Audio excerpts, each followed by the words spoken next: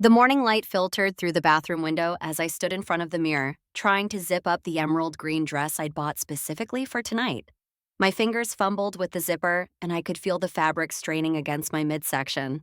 4 months had passed since our daughter Emma was born, and my body was still finding its way back to something that felt like mine. The stretch marks across my belly caught the light like silver rivers on a map of who I'd become. Heard Michael's footsteps in the hallway and quickly pulled my robe over the half-zipped dress, not ready for him to see me struggling with something so simple.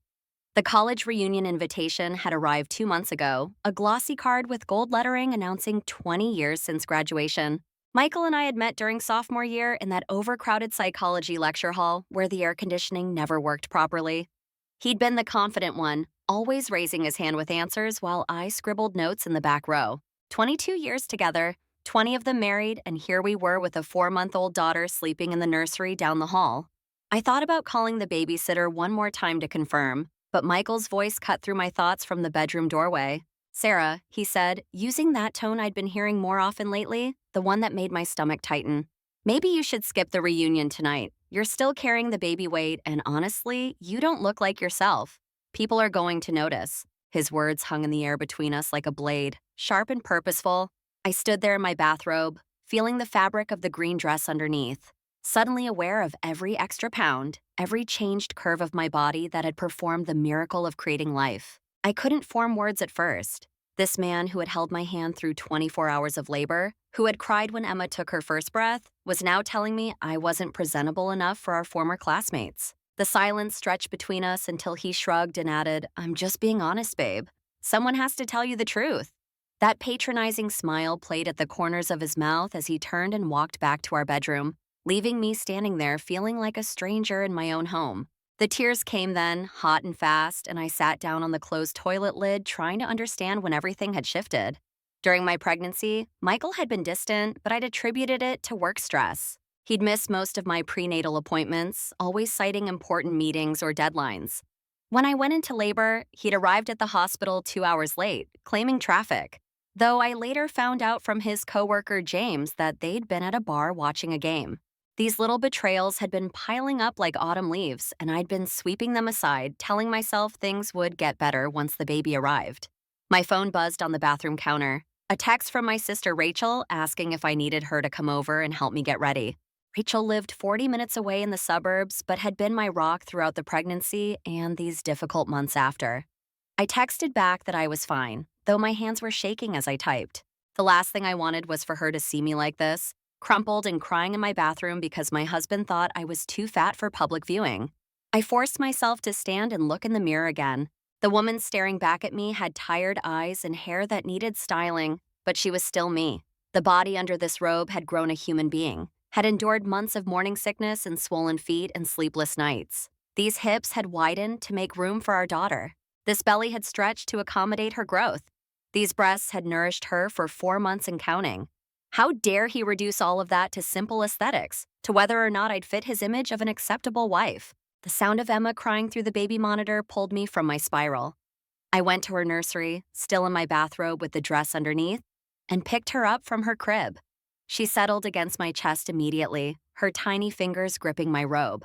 I sat in the rocking chair by the window and fed her. Thinking about all the dreams I'd had for our family, Michael had promised we'd be different from our parents, better, more connected. He'd sworn he'd never be like his father, who traveled constantly and missed every important moment. Yet here we were, and I felt more alone with him in the house than I did when he was gone. After Emma finished feeding and drifted back to sleep, I placed her gently in her crib and made a decision. I was going to that reunion. Not to spite Michael, but because I deserved to see old friends and remember who I was before I became someone he felt entitled to critique. I went back to the bathroom and struggled with the zipper again until finally, it closed. The dress was tighter than when I'd bought it optimistically 3 weeks ago, but it was on. I started on my makeup, taking extra care with each step, as if painting on war paint for a battle I didn't yet fully understand I was fighting. My phone rang just as I was finishing my lipstick. It was Diana from the coffee shop where our mom group met every Wednesday. Her voice was bright and cheerful, asking if I wanted her to save me a spot at tomorrow's meetup. As we chatted about sleep schedules and teething, I felt a warmth spread through my chest. These women, some of whom I'd only known for a few months, had shown me more support and kindness than my husband had in recent memory. Diana mentioned she was getting her nails done later and invited me along. I declined, saying I had the reunion, and she wished me luck with such genuine enthusiasm that tears threatened again. I heard Michael getting ready in our bedroom, the familiar sounds of him choosing a shirt, spraying cologne, the electric razor buzzing. These domestic sounds that once comforted me now felt like a performance, like he was an actor playing the role of devoted husband. When had I started feeling this way? Looking back, I could trace it to small moments during pregnancy. The way he'd sigh when I couldn't fit into restaurant booths anymore, how he'd started sleeping in the guest room claiming my snoring had gotten worse. The jokes he'd make to friends about my cravings, always with that edge that made everyone laugh uncomfortably. By the time I emerged from the bathroom fully dressed and ready, Michael was in the living room scrolling through his phone. He looked up and his expression shifted through several emotions I couldn't quite read before settling on disapproval. "You're really going like that?" he asked, his tone suggesting I'd chosen to wear a garbage bag instead of a carefully selected dress. I nodded, not trusting my voice. He stood and straightened his tie, a habit he had when he was about to say something he considered important. "Sarah, listen," he began, and I knew whatever came next would hurt. "I'm trying to help you here. Do you really want everyone whispering about how you've let yourself go? About how different you look?" His words were delivered with the same measured tone he used in business meetings, as if he were presenting quarterly reports instead of dismantling his wife's self-esteem. "I'm going," I managed to say, my voice steadier than I felt.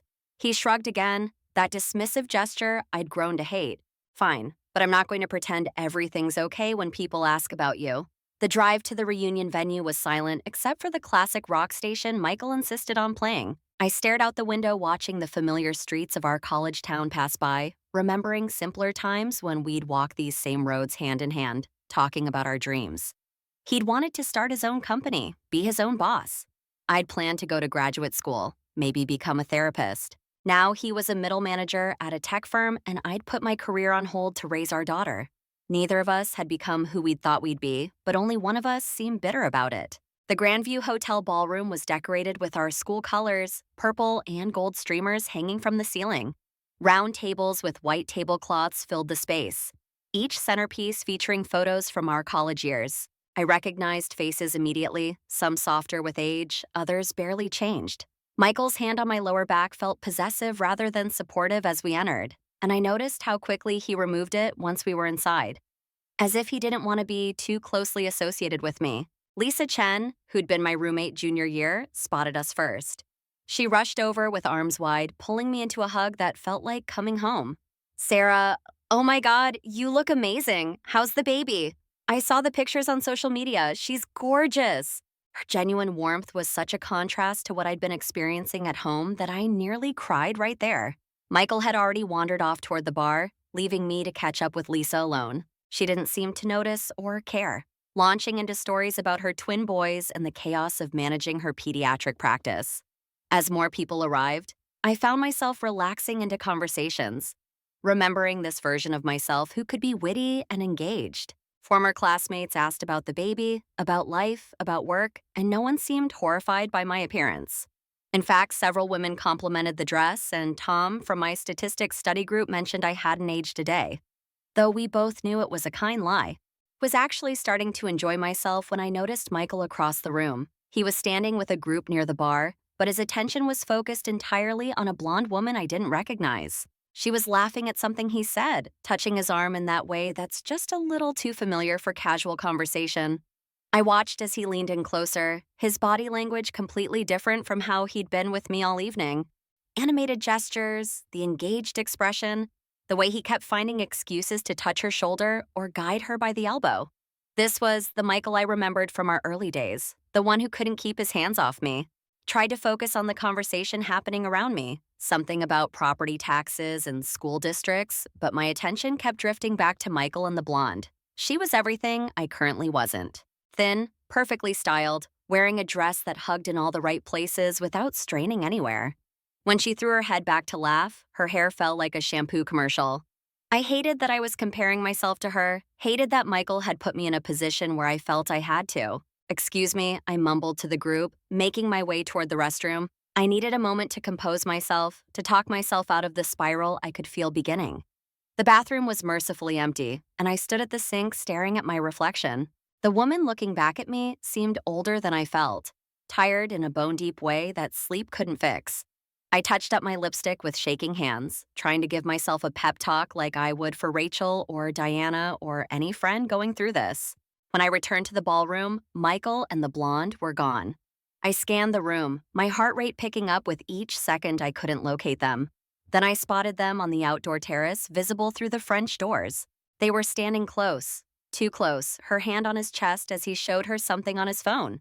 The intimacy of the gesture, the comfortable way they occupied each other's space, told me everything I needed to know. This wasn't their first conversation. The rest of the evening passed in a blur. I made excuses for Michael's absence when people asked, saying he was catching up with old friends. Lisa stayed by my side, and I think she suspected something was wrong, but she didn't push. When the formal program started, I sat at our assigned table alone, the empty chair beside me, feeling like a neon sign announcing my humiliation. During the slideshow of college memories, I saw photos of Michael and me at various campus events, young and hopeful and oblivious to how it would all turn out. It was nearly 11 when Michael finally reappeared at our table, sliding into his seat with the casual air of someone who hadn't just spent 2 hours openly flirting with another woman at an event we'd attended together. "Where were you?" I asked quietly, not wanting to make a scene. He didn't even look at me as he replied, "Just catching up with people. You know how these things are." The dismissiveness in his tone made it clear the conversation was over before it began. The drive home was excruciating. Michael hummed along to the radio as if nothing had happened, occasionally commenting on people we'd seen or changes in the campus area. I sat rigid in the passenger seat, my mind racing through what I'd witnessed. When I finally asked who the blonde woman was, he glanced at me with mock surprise. "Oh, that was Kennedy. She transferred senior year. You probably don't remember her. We had a few classes together." His explanation was smooth, practiced, like he'd been preparing it. When we got home, the babysitter reported that Emma had been perfect, only waking once for a bottle. I paid her and walked her to her car, grateful for the excuse to avoid going inside immediately. When I finally entered our bedroom, Michael was already in bed, scrolling through his phone with his back to my side. I changed into pajamas in the bathroom, taking extra time to remove my makeup, delaying the moment I'd have to lie next to him. As I slipped under the covers, Michael spoke without looking up from his screen. "You know, you really embarrassed me tonight. People were definitely talking about how different you look. Maybe you should consider that diet your sister mentioned." The cruelty was so casual, so matter of fact, that it took my breath away. I lay there in the dark after he'd turned off his phone and fallen asleep, listening to his breathing and wondering when the man I'd married had been replaced by this stranger. The next morning came too soon, Emma's cries pulling me from restless sleep. Michael was already gone, a note on his pillow saying he had an early meeting. I went through the motions of morning routine, feeding Emma, changing her, trying to find joy in her smiles and coos. But his words from the night before echoed in my mind. Maybe I had let myself go. Maybe I was embarrassing to be seen with. Maybe this was what I deserved for not bouncing back immediately after giving birth. I called Rachel while Emma napped, needing to hear a friendly voice. She answered on the second ring, immediately asking about the reunion. Tried to keep my voice light as I gave her the highlights, but she knew me too well. "What's wrong?" she asked, and suddenly I was crying, the whole story pouring out in ugly sobs. The comments about my weight, the hours Michael spent with another woman, the cruel words before bed. Rachel listened without interrupting, making supportive noises at appropriate moments. When I finished, she was quiet for a moment before speaking. "Sarah, this isn't okay. You know that, right? What he's doing isn't normal or acceptable." Her words were firm but gentle, and I found myself nodding even though she couldn't see me. "I know it's hard with the baby, but you need to really think about whether this is the environment you want Emma growing up in. Is this the model of marriage you want her to see?" The question hit me like a physical blow because I'd been so focused on my own pain I hadn't considered what Emma was absorbing. After we hung up, I sat on the couch holding Emma, really looking at her for the first time that day. Her eyes, so trusting and innocent, gazed up at me with complete adoration. She didn't care that I was carrying extra weight or that my hair was unwashed or that I was still in yesterday's pajamas.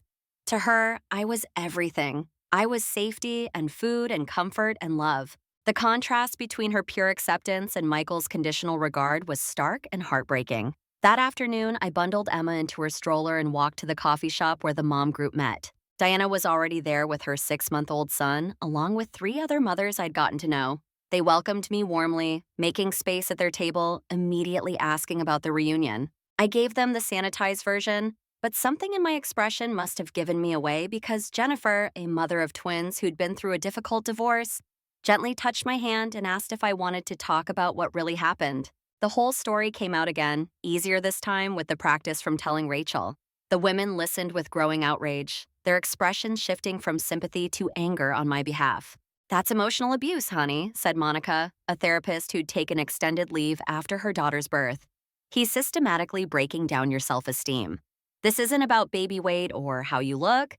This is about control. Her clinical assessment of the situation made it real in a way my own feelings hadn't. The conversation that followed was a revelation. Each woman shared her own struggles with body image after pregnancy, with partners who didn't understand or support them, with the impossibility of meeting society's standards while also being a good mother. What struck me most was how they'd all found ways to reclaim themselves, to set boundaries, to demand better. They weren't just sympathetic, they were empowering, sharing resources and strategies and phone numbers for everything from therapists to lawyers. I walked home feeling different, like something had shifted inside me. The shame I'd been carrying started to transform into anger, a clean and clarifying emotion I hadn't allowed myself to feel. When Michael came home that evening, I was ready for him. He walked in commenting about the messy living room, toys scattered on the floor, mail unopened on the table. The old me would have apologized, scrambled to clean up. The new me, the one who'd spent the afternoon being validated by women who understood, simply looked at him and said, "Then clean it up." The shock on his face was almost comical. He stood there in his suit, briefcase still in hand, as if I'd spoken in a foreign language. "Excuse me?" he said, and I could see him trying to process this deviation from our usual script. I said, "If the mess bothers you, you can clean it up. I've been taking care of our daughter all day. I'm tired." I kept my voice calm and steady, channeling Monica's professional demeanor. He sputtered for a moment before walking to our bedroom, leaving the mess exactly where it was. That night, I slept in Emma's nursery, curled up in the oversized chair we'd bought for nursing. It wasn't comfortable, but it felt safer than lying next to someone who saw me as an embarrassment. Emma woke twice, and each time I held her close, whispering promises that things would get better, that I would make sure she grew up knowing her worth wasn't tied to a number on a scale or the flatness of her stomach. The next few days followed a tense pattern. Michael and I moved around each other like roommates who didn't particularly like each other. He made more comments about my appearance, my housekeeping, my parenting choices. Each criticism was delivered with that same reasonable tone, as if he were doing me a favor by pointing out my failures. But now, instead of internalizing them, I started writing them down in a notebook Rachel had suggested I keep. Documentation, she'd called it, just in case. It was Thursday evening when everything accelerated beyond the point of return. I'd spent the day at a prenatal yoga class with Emma, the instructor kindly accommodating us in the postnatal section. Several women had complimented my strength and dedication, and I'd felt good about my body for the first time in months.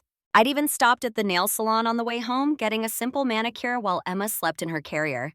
When Michael came home, I was in the kitchen making dinner, Emma in her bouncy seat watching me with those alert eyes she'd developed. The smell of garlic and herbs filled the air, and I was humming along to the radio, feeling almost normal.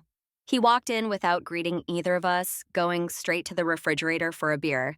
Then he noticed my nails. "Got your nails done, I see," he commented. "Must be nice to have so much free time. Maybe if you spent that time at the gym instead, you'd actually fit into your clothes." Something inside me snapped. The weeks of criticism, the public humiliation, the constant erosion of my self-worth all crystallized into a moment of perfect clarity. I turned off the stove, picked up Emma from her bouncy seat, and faced him. "We're done," I said, surprising myself with how calm I sounded. "I want you to leave." He laughed, actually laughed, taking a long drink of his beer before responding. "Don't be dramatic, Sarah. You're not going anywhere. Who else would want you looking like that? Besides, you need me. You don't even have a job." But I wasn't backing down this time. His attempts to make me feel small and dependent weren't working anymore. "I want a divorce, Michael. I'm serious." The words hung between us like a challenge. His expression shifted from amused to angry, the mask of reasonable husband finally slipping. "You're being ridiculous. This is probably just hormones. Postpartum, whatever. You'll feel different in the morning, but I wouldn't feel different, and we both knew it. Something fundamental had broken between us, maybe had been broken for a long time. He slammed his beer on the counter hard enough to make Emma start crying. "See what you did?" he said, as if I were responsible for his anger. I held Emma closer, soothing her while maintaining eye contact with him. "You need to leave," I repeated. "Stay in a hotel, go to your mother's, I don't care. But you're not sleeping here tonight." He stared at me for a long moment, perhaps recognizing that this wasn't a bluff or a hormone-driven outburst. Then he grabbed his keys and wallet from the counter. "Fine," he spat. "But when you come to your senses, don't expect me to come running back." After he left, slamming the door hard enough to rattle the pictures on the wall, I stood in the kitchen holding Emma, waiting to feel regret or panic. Instead, I felt relief washing over me like a warm bath. For the first time in months, I could breathe properly. I finished making dinner for myself, eating at the table instead of standing at the counter like I usually did. Emma watched from her bouncy seat, occasionally babbling her baby commentary on the situation. Called Rachel after putting Emma to bed, telling her what had happened. She drove over immediately, arriving with ice cream and tissues and her laptop. "We're making a plan," she announced, setting up at my kitchen table like a general preparing for battle. She helped me list everything I needed to do. Find a lawyer, open my own bank account, figure out childcare if I needed to return to work, document everything Michael had said and done. The list was overwhelming, but having it written down made it feel manageable. As we worked through the practicalities, my phone buzzed with text after text from Michael. At first, they were angry, calling me irrational and demanding I apologize. Then they shifted to bargaining, promising he'd be better if I just let him come home. When I didn't respond to those, they became cruel, listing all the ways I was failing as a wife and mother, how no one else would ever want damaged goods like me. Rachel read each one, screenshot them, and added them to a folder she labeled Evidence. Around midnight, after Rachel had left with promises to check in first thing in the morning, I sat in Emma's nursery again. The house felt different without Michael's presence, lighter somehow as if his negativity had been a physical weight pressing down on everything. I thought about the woman at the reunion, Kennedy with her perfect hair and flat stomach. She was welcome to him. Let her discover what lay beneath his charming exterior, the criticism disguised as concern, the constant subtle erosion of self-worth. The next morning brought practical challenges. I discovered Michael had already been to the bank, withdrawing a significant amount from our joint account. The bills were all in his name, and I had no idea what our financial situation actually looked like. Panic tried to set in, but I pushed it aside. One problem at a time, I told myself, echoing something Monica had said at coffee. Made an appointment with a lawyer Rachel recommended, a woman named Patricia who specialized in divorces involving financial abuse. The weekend passed in a blur of planning and phone calls and taking care of Emma. The mom group rallied around me, offering everything from babysitting to job leads to places to stay if I needed them. Diana's husband, a financial advisor, offered to help me understand our accounts and investments. Jennifer connected me with a friend who ran a nonprofit supporting women leaving difficult marriages. The network of support that materialized was overwhelming in the best way. Michael tried to come by on Sunday, but I'd had the locks changed on Saturday. He stood on the porch ringing the doorbell and then pounding on the door, yelling about his rights in his house. I called the police while he shouted, Emma crying in my arms from the noise. When the officers arrived, they explained to him that he couldn't force his way into the home while we were separated, especially with our child present. He left with them, still there, but not before making eye contact with me through the window, his expression promising this wasn't over. Patricia, my lawyer, was everything I needed her to be. Tough, experienced, and completely unimpressed by Michael's tactics. She reviewed my documentation, the texts, the timeline of events, and assured me I had a strong case. "The baby is your ace," she said pragmatically. "Courts favor mothers with infants, especially when there's evidence of emotional abuse. We'll file for temporary support immediately. He's been the primary earner. He'll have to maintain the household while this is sorted out." The legal process moved both glacially slow and terrifyingly fast. Papers were filed, court dates set, mediators assigned. Michael hired his own lawyer, a friend from his firm who specialized in protecting men's assets in divorces. They tried to paint me as an unstable woman suffering from postpartum depression who'd abandoned the marriage over petty complaints. But I had my documentation, my witnesses, my support system. Every nasty text he sent went straight into evidence. Every attempt to manipulate me was recorded. The first mediation session was a disaster. Michael showed up looking perfectly put together, playing the part of concerned husband and father. He'd even brought photos of Emma, as if to prove he cared about her.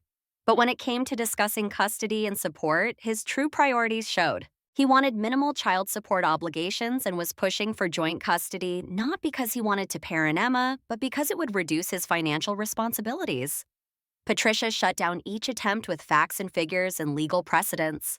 During this time, I discovered things about our marriage I'd been blind to. Going through financial records, I found credit card statements showing regular charges at restaurants and hotels during times he'd claimed to be working late or traveling for business. There were purchases at jewelry stores that I'd never received gifts from, charges at lingerie boutiques that weren't my size.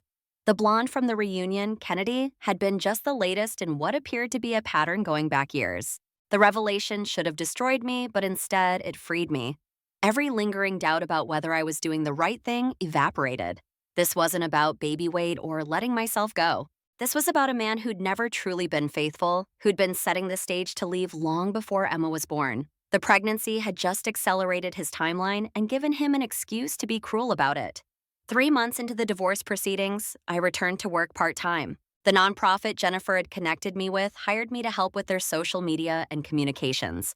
It wasn't much money, but it was mine, deposited into an account Michael couldn't touch. Emma went to a small daycare run by a woman from our church, and though leaving her those first few days was agony, she adapted beautifully. I started to remember who I was beyond wife and mother, rediscovering skills and interests that had been buried under Michael's criticism. The mom group became my lifeline during this transition. We met twice a week, sometimes at the coffee shop, sometimes at each other's homes. What had started as casual acquaintances united by babies born around the same time evolved into deep friendships. These women saw me at my worst and still showed up. They celebrated tiny victories like Emma sleeping through the night or me fitting into pre-pregnancy jeans.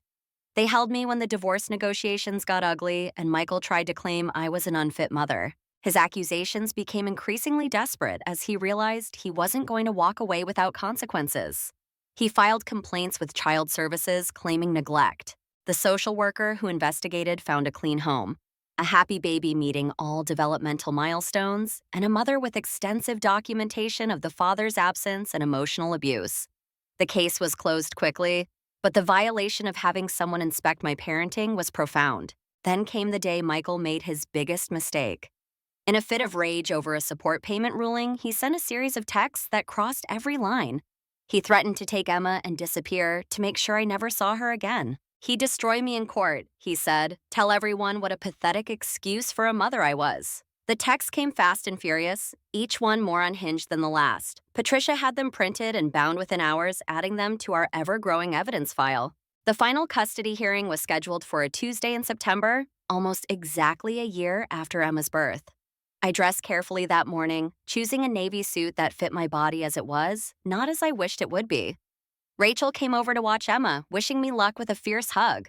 The drive to the courthouse felt both endless and too quick, my hands gripping the steering wheel as I practiced what I would say if called to testify. The courtroom was smaller than I'd expected, more mundane than the dramatic settings on TV. Michael was already there with his lawyer, looking confident in his expensive suit. He didn't acknowledge me as I took my seat beside Patricia. She'd warned me he would try to intimidate me with looks or gestures, but to keep my eyes on the judge. This wasn't about him anymore. This was about securing Emma's future. Patricia presented our case methodically, walking the judge through the timeline of emotional abuse, the financial infidelity, the threats. She showed the texts, the credit card statements, the documentation from the police visit. Michael's lawyer tried to object repeatedly, but the evidence was overwhelming. When they brought up my postpartum weight as evidence of depression and instability, Patricia shut it down with medical records showing I was healthy and psychological evaluations confirming I was a fit parent. The moment that changed everything came when Patricia introduced the recordings. One of Michael's coworkers, disgusted by his bragging about his affairs, had been secretly recording their conversations. The audio was damning, Michael laughing about how he'd convinced me I was too fat for anyone else to want. How he was setting himself up to leave with minimal financial damage. How the baby was a mistake he'd have to pay for, but didn't intend to be involved with. I watched Michael's face as his own voice filled the courtroom, cruel and calculating and nothing like the reasonable persona he'd tried to present.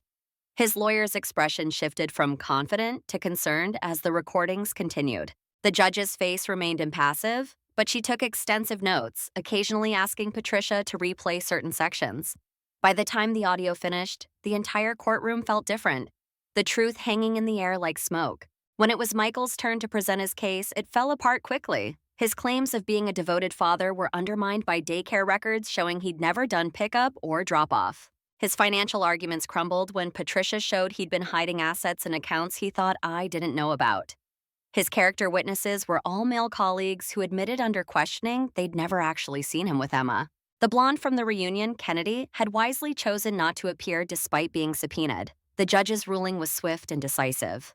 I was awarded primary physical and legal custody of Emma, with Michael receiving supervised visitation every other weekend pending completion of parenting classes. He was ordered to pay substantial child support and alimony for 3 years, while I reestablished my career. The house would remain mine until Emma turned 18. Most importantly, the restraining order I'd requested was granted, preventing him from coming to our home or contacting me except through lawyers or court-approved communication apps. Michael erupted when the ruling was read, standing up and shouting about bias and his rights as a father. The judge threatened him with contempt, and his lawyer physically pulled him back into his seat. As security moved closer, Michael looked at me with such hatred that I instinctively moved closer to Patricia. But underneath the anger, I saw something else: surprise. He genuinely believed he would win, that his charm and connections would override the truth. He'd underestimated me completely. Walking out of the courthouse into the September sunshine felt like emerging from a cave. Patricia hugged me on the courthouse steps, telling me I'd done beautifully. Behind us, I could hear Michael still arguing with his lawyer, their voices carrying on the wind. But I didn't look back. I drove home to my daughter, to our house, to our life that was finally fully ours. Rachel was waiting on the porch with Emma, who reached for me with chubby arms and a smile that made every moment of the fight worth it. The first night in our home, knowing Michael couldn't legally enter was strange. I kept startling at normal sounds, expecting him to appear despite the ruling. But as the hours passed and the only sounds were Emma's soft breathing through the monitor and the settling of the house, I began to relax. I made tea and sat at the kitchen table where Rachel and I had made our battle plans, where the mom group had surrounded me with support, where I'd found my voice again. The next months weren't easy, but they were mine. I threw myself into work, grateful for the flexibility of my nonprofit job. Emma thrived in daycare, becoming more social and adventurous. The supervised visits with Michael were predictably awful at first. He either ignored Emma completely, scrolling through his phone while she played, or performed over-the-top father activities clearly meant to impress the supervisor. But Emma, wise beyond her years, remained wary of him, often crying when handoffs occurred. The mom group evolved into something even deeper than friendship. We supported each other through teething and tantrums, first steps, and first words. Diana started dating a kind man who adored her son. Monica returned to her therapy practice part-time. Jennifer launched a support group for divorced mothers. We celebrated each other's victories and cushioned each other's falls. These women who'd witnessed my lowest moments became the village helping me raise my daughter.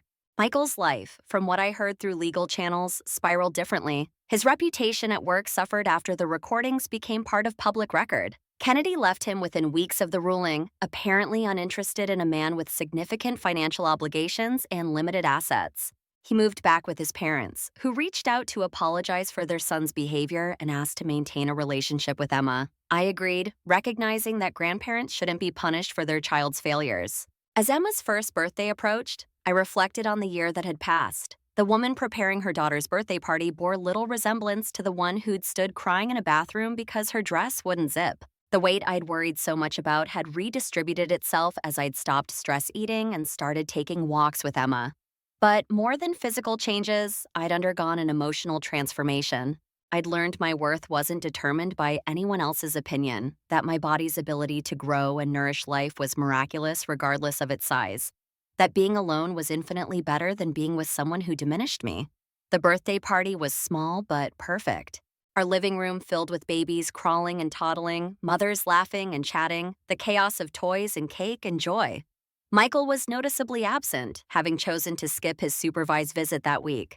Emma, in a pink tutu that made her look like a tiny dancing cupcake, smeared chocolate cake across her face with evident delight. As I watched her, surrounded by people who genuinely loved us, I felt something I hadn't experienced in years: complete contentment. That evening, after guests had left and Emma was bathed and asleep, I sat in her nursery as had become my habit. But now, instead of planning survival strategies or crying over cruel words, I simply rocked and thought about our future. There would be challenges ahead, certainly. Co-parenting with a narcissist, even with court supervision, would never be easy. Financial struggles would continue until my career fully recovered. Dating seemed like an impossibility I wasn't ready to consider. But we were free.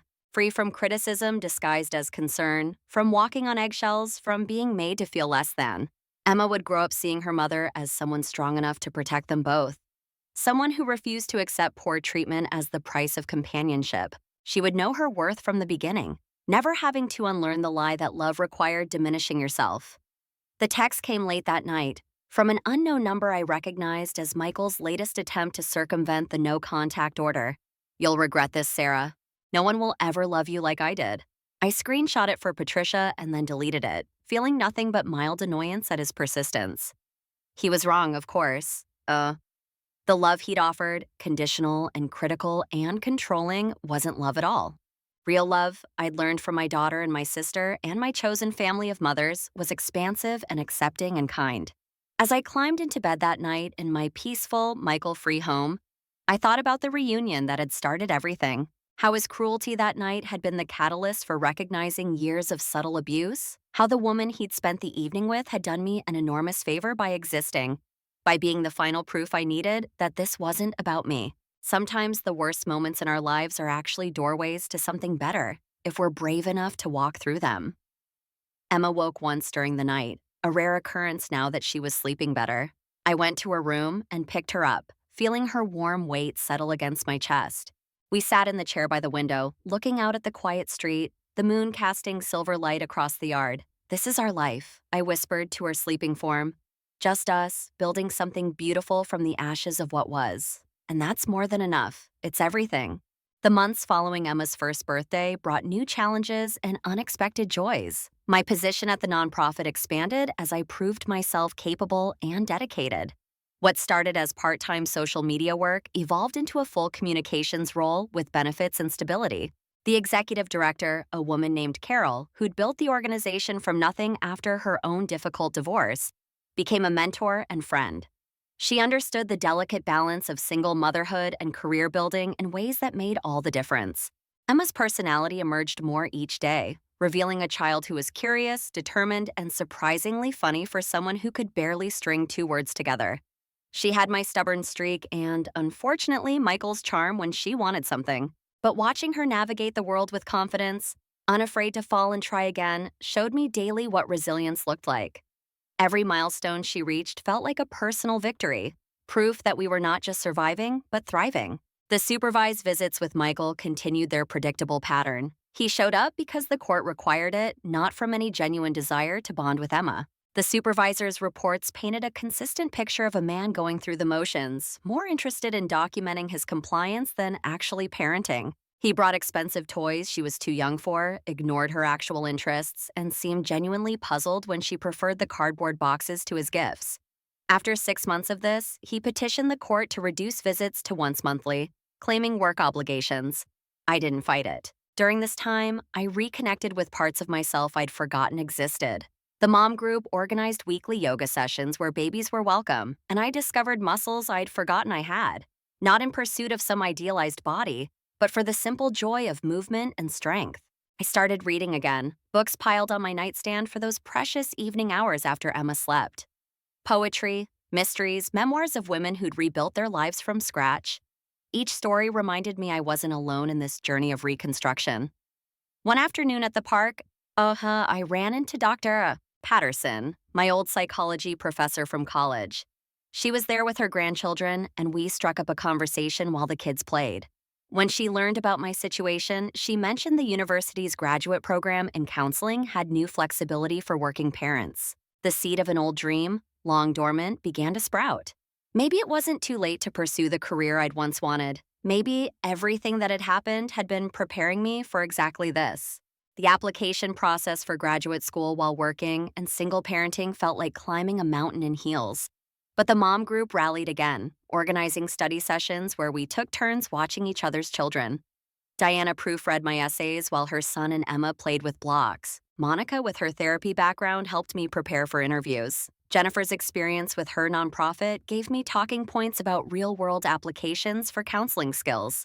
By the time I submitted everything, it truly felt like a group accomplishment. Michael's response to learning about my graduate school plans was predictable. Through his lawyer, he claimed this proved I was unstable, constantly changing direction, unable to provide steady care for Emma. Patricia shut it down quickly, pointing out that bettering myself through education was hardly evidence of instability. If anything, it showed forward thinking and planning for our daughter's future. The judge agreed, even encouraging my educational pursuits during our next hearing about modifying the visitation schedule. Acceptance to the program came on a rainy Thursday while Emma napped. I stared at the email, reading it 3 times before it sank in. They'd accepted me with a partial scholarship, recognizing both academic merit and financial need. I called Rachel first, crying too hard to speak clearly. Then the mom group chat exploded with celebration emojis and offers of help with childcare during classes. That evening, I danced around the kitchen with Emma, her giggles filling the space that had once held so much tension and criticism. The first day of classes arrived with all the nervousness of starting over at 35. I'd arranged my schedule carefully, taking evening classes when Rachel or the babysitter could watch Emma.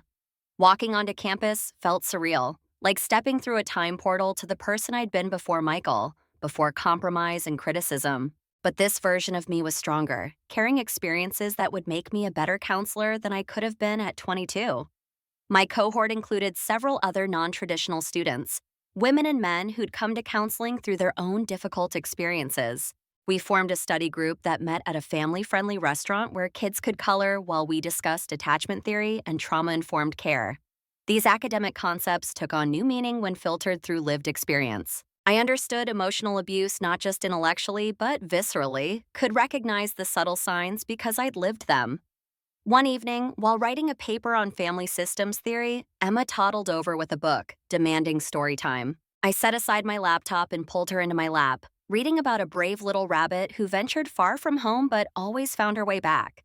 As she pointed at pictures and babbled commentary, I realized this was the education that mattered most. Yes, the degree would help our future, but these moments of presence and connection were teaching her about love and security in ways no textbook could capture. The financial juggling continued to be challenging. Between childcare, tuition, even with the scholarship, and basic living expenses, every month required careful calculation.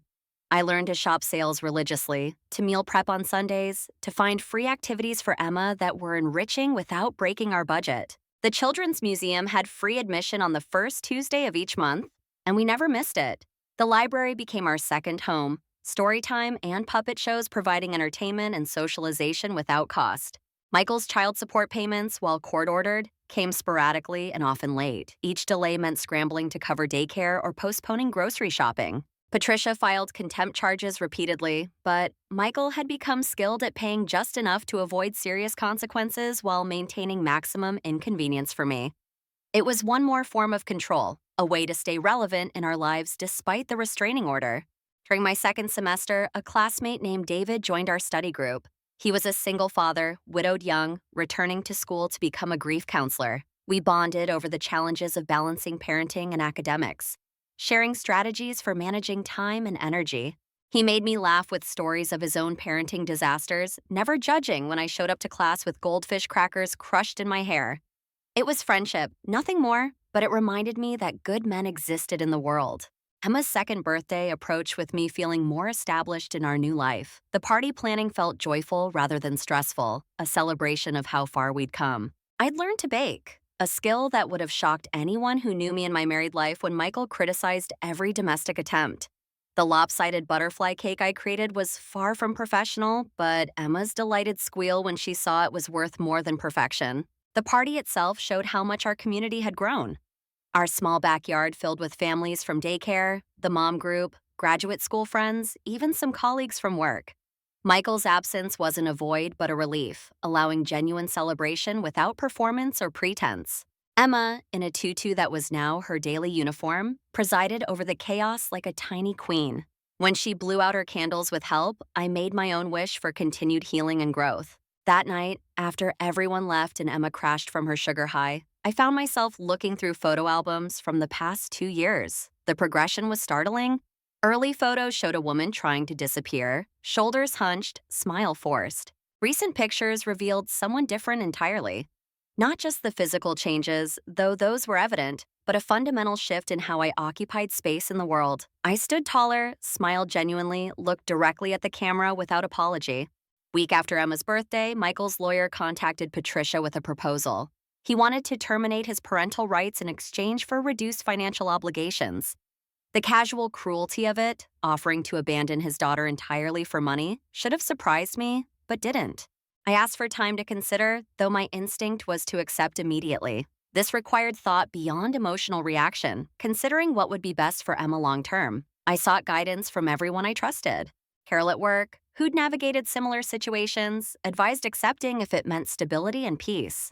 The mom group was divided, some furious at Michael's audacity, others pragmatic about the benefits of complete severance. My professor in child development class provided research on outcomes for children with absent versus inconsistently involved fathers. Rachel, as always, cut to the heart of it, asking what would give Emma the best chance at a happy, stable childhood. The decision came during a quiet moment in Emma's room, watching her sleep peacefully. She'd never bonded with Michael, cried at handoffs, returned from visits clingy and dysregulated. His presence in her life brought no joy, only disruption and confusion. If he wanted to walk away, perhaps that was a gift. She had male role models in Rachel's husband, in David from school who'd become a friend, in the fathers from our playgroups who included her naturally. Michael's absence might be less damaging than his reluctant, resentful presence. It gave Patricia the go-ahead to negotiate terms. The process was surprisingly quick once Michael realized I wouldn't fight him. He signed away his rights with the same casualness he'd signed our marriage certificate, just paperwork to him. In exchange, child support obligations were restructured to a lump sum that would cover Emma's needs through school. It wasn't everything we deserved, but it was freedom from monthly battles and late payments. Most importantly, it was closure. The day the termination was finalized, I felt lighter than air. No more supervised visits to coordinate, no more anxiety about handoffs, no more pretending Michael might suddenly develop paternal feelings. Emma was mine entirely, legally and completely. That evening, the mom group organized an impromptu celebration at Diana's house. We called it a freedom party, all of us understanding the weight that had been lifted. Graduate school continued with its demands and rewards. My internship placement at a women's shelter brought my journey full circle. Working with women in crisis, I recognized myself in their stories, could offer hope from a place of authentic understanding. My supervisor commented on my natural ability to build rapport with clients, not knowing it came from lived experience of betrayal and rebuilding. Each woman who walked through those doors reminded me that leaving was just the first step in a long journey toward healing. Emma started preschool that fall, a transition I dreaded, but she embraced with enthusiasm.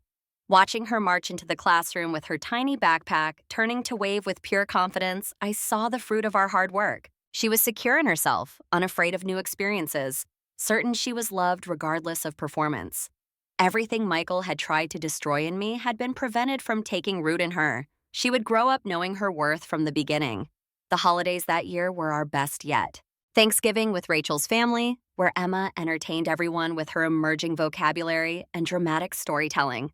Christmas morning, just the two of us, wrapping paper chaos and pancakes in pajamas.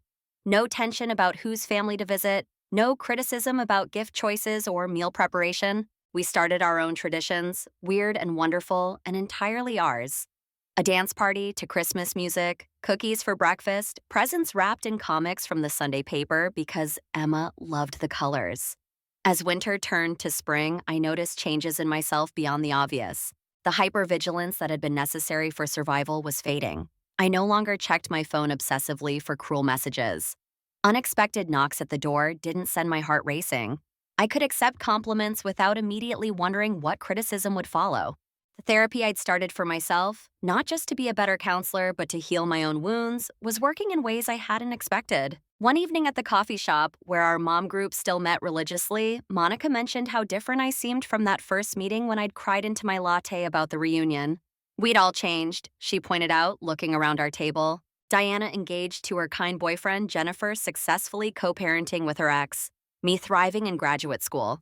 We'd found each other at our lowest points and lifted each other up through consistency and care. The village we'd created for our children had saved us as much as them. Spring brought another milestone as I completed my first year of graduate school with solid grades and glowing evaluations from internship supervisors. The academic success felt personal in ways that transcended transcripts. Every A was proof that Michael had been wrong about my capabilities. Every positive evaluation confirmed that my experiences, rather than making me damaged goods as he'd claimed, had given me unique insights and empathy. I was becoming who I was meant to be, just later than originally planned. Emma's vocabulary exploded that spring, moving from two-word phrases to complete sentences overnight.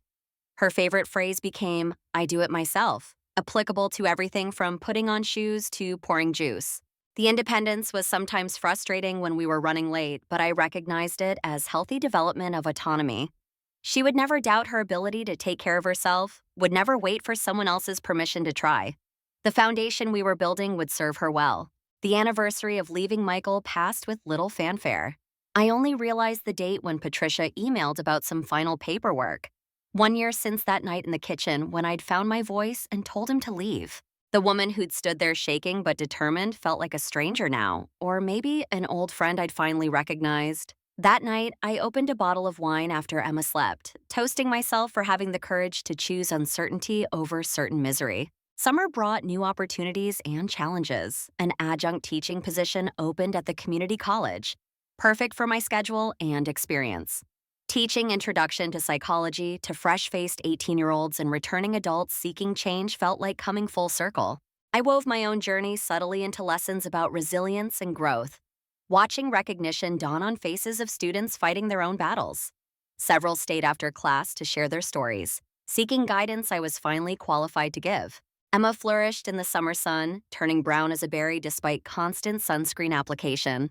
We spent evenings at the local splash pad, weekends at free festivals, mornings at farmers markets where vendors knew us by name and often slipped extra peaches into our bag. The simple life we'd built, free from criticism and control, felt luxurious in its peace. I caught myself sometimes just watching her play, marveling at the absence of anxiety that had once colored every moment. August brought an unexpected encounter that tested how far I'd come. While grocery shopping on a mundane Tuesday, I turned a corner and nearly crashed my cart into Kennedy, the woman from the reunion. She recognized me immediately, her face cycling through surprise, embarrassment, and something like pity. "I'm so sorry," she blurted out, "about everything with Michael. I had no idea he was married, I swear. When I found out, I felt terrible. Standing there between the cereal and pasta, I found I harbored no anger toward her. She'd been duped by the same charm that had once fooled me, had believed whatever lies he'd spun. I told her as much, watching relief wash over her features. We talked briefly, two women who'd been casualties of the same man's selfishness. She mentioned he'd tried contacting her recently, spinning sob stories about being victimized in the divorce.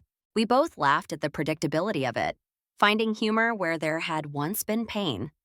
That encounter stayed with me for days, not from any residual hurt, but from recognizing my own growth. A year ago, seeing her would have destroyed me, sent me spiraling into comparisons and self-doubt. Now, she was just another woman navigating the world, no more responsible for Michael's choices than I'd been. The power he'd held through manipulation and criticism had evaporated entirely. He was just a chapter in my story, not the entire book. As summer turned to fall and Emma started her second year of preschool, I entered the final year of my graduate program. The thesis I'd chosen to write focused on recovery from emotional abuse in intimate partnerships, combining academic research with insights from internship experiences. My advisor encouraged me to consider doctoral work, seeing potential for meaningful contribution to the field. The idea that I might become Dr. Sarah something new without Michael's last name felt like a dream worth pursuing. The mom group evolved as our children grew, but our bond remained constant. We celebrated Diana's wedding with joy and terrible dancing. We supported Jennifer through her father's illness with meal trains and childcare. Monica opened her own practice, and we were her biggest cheerleaders. These women who'd witnessed my darkest moments now celebrated my triumphs as their own. The sisterhood we'd built proved more lasting than any marriage certificate. As the holidays approached again, I felt the now familiar gratitude for our peaceful life. Emma's wish list for Santa included reasonable requests for art supplies and books, plus one fervent hope for a purple unicorn that flew. The magic of childhood intact despite early turbulence filled me with quiet pride. We'd protected her innocence while building her strength. A delicate balance I'd managed through grace and grit and tremendous support. The year ended with a job offer that felt like destiny. A position at a newly funded family crisis center, combining direct service with program development. The salary would finally provide real financial security, benefits that included tuition remission for that potential doctorate. The director had followed my work at the shelter and wanted someone with both lived experience and clinical training. Everything I'd survived had led to this opportunity to help others find their way through darkness. Standing in Emma's doorway that New Year's Eve, watching her sleep with her stuffed unicorn clutched tight, I reflected on the journey. From that woman crying in a bathroom mirror because her dress wouldn't zip to this moment of absolute contentment. The path had been brutal at times, filled with legal battles and financial stress and moments of pure terror about the future. But it had led here, to peace and purpose and possibility. My phone buzzed with midnight texts from the mom group, from David checking in as a friend, from Rachel sending hearts and fireworks emojis. The community we'd built sparkled around us like a safety net made of stars. Emma stirred but didn't wake, her small hand reaching out in sleep. I touched her fingers gently, whispering promises into the new year. We would continue growing and healing and becoming. We would build lives of meaning and joy. We would never again accept less than we deserved. The future stretched before us, bright with potential. Graduate school would end, new careers would begin. Emma would grow into whoever she was meant to be. There would be challenges because life guaranteed nothing else. But we would meet them from a place of strength, surrounded by chosen family, rooted in self-worth that no one could shake. The woman in the mirror now smiled back genuinely, finally seeing herself clearly. Beautiful not despite her struggles, but because of how she'd transformed them into wisdom and compassion and fierce protective love. This was what Phoenix Rising really looked like. Not a dramatic burst of flames, but quiet moments of choosing differently. Every day deciding to believe in my own worth, to model strength for my daughter, to accept support without shame. Every small victory building toward a life that felt authentically mine. The ashes we'd risen from were barely visible now, just faint marks on a landscape of new growth. And that growth would continue, reaching always toward light and possibility and the kind of love that builds rather than diminishes. Emma would know a different story. She would grow up seeing her mother pursue education and meaningful work. She would understand that love meant support and encouragement, not criticism disguised as concern. She would never question whether she was enough because the answer would be woven into every interaction, every celebration of her attempts and failures and growth. The cycle had been broken, the pattern interrupted. In its place, we were writing something entirely new.